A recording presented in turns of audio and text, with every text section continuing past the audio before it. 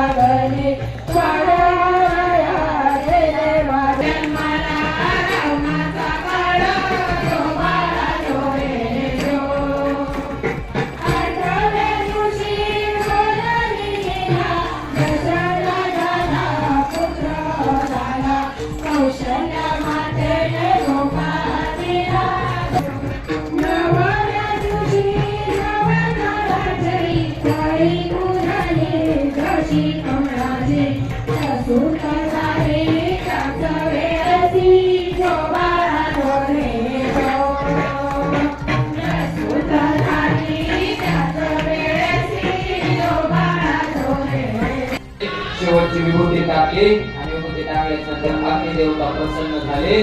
प्रसन्न झाल्याच्या नंतर अग्निदेवता प्रसन्न झाले। ऋषीमुनींनी हातामध्ये प्रसाद ठेवला प्रसाद ठेवल्याच्या नंतर सांगितलं राजा आई या प्रसादाचे 3 भाग कर. किती भाग कर? 3 भाग कर.